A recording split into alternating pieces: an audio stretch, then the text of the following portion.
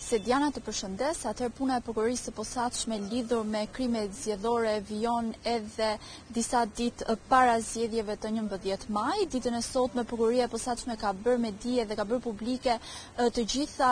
të dhënat e fundit lidhur me kallëzimet e bëra. Pikërisht SPAK është shprehur se 123 kallëzime janë administruar nga prokuroria e posaçme në lidhje me krimet zgjedhore për zgjedhjet e 11 majit. Sipas prokurorisë së posaçme, 35 prej këtyre kallëzimeve kanë kaluar për hetim, ndërsa 16 prej këtyre hetimeve janë dërguar për kompetencë në prokuroritë e rrethave gjyqësore përkatëse. Për 22 materiale prokuroria ka vendosur mos fillimin e hetimeve, ndërsa për 11 të tjerë janë dërguar për verifikim në drejtorinë vendore të policisë. Një material sipas SPAK-ut është bashkuar me një tjetër çështje ekzistuese, ndërsa kallëzimet e tjera janë në proces verifikimi. Nga këto 35 procedime penale janë regjistruar, 20 janë iniciuar mbi bazën e referimeve nga policia e shtetit, ndërsa 8 prej tyre janë nisur kryesisht nga prokuroria e posaçme.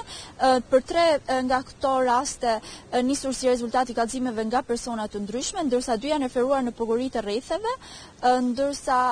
lidhur me kallëzimet e bëra nga subjektet politike janë referuar 2 materiale të tjera. Sipas prokurorisë së posaçme, 29 procedime janë regjistruar për veprën penale korrupsion aktiv në zgjedhje, 4 për korrupsion aktiv dhe pasiv në zgjedhje, 1 procedim është regjistruar për veprën penale përdorimi i funksionit publik për qëllime politike, ndërsa një tjetër për përdorimi i funksionit publik për qëllime politike dhe shpërdorimi detyrës. Këto janë disa nga shifrat e dhëna ditën e sotme nga ana e prokurorisë së posaçme për sa i përket punës së bërë deri në këto momente nga ky institucion në bashkëpunim edhe me institucione të tjera, të cilat kanë bërë publike shifra ditën e sotme. Në fakt ashtu siç edhe ti e përmende,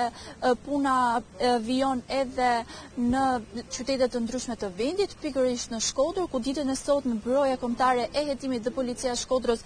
po kryen kontrolle dhe veprime hetimore në disa zona, përkatësisht në Malsinë e Madhe, në Bushat dhe Mjet, në kuadër të parandalimit të krimeve zgjedhore. Mësohet që prej ditës së sotme, që nga mëngjesi i ditës së sotme, pjesë e këtyre kontrolleve është edhe kreu i prokurorisë së posaçme Altin Dumani dhe bëhet me dije se ka procedime penale që janë regjistruar nga SPAK për krimet zgjedhore në Shkodër, ndërkohë agjentët e Byros Kombëtare të Hetimit po mbështeten në terren nga oficerët dhe patrullat të bluve në Shkodër.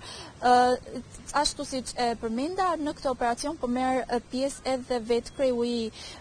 prokurorisë së posaçme Altin Dumani.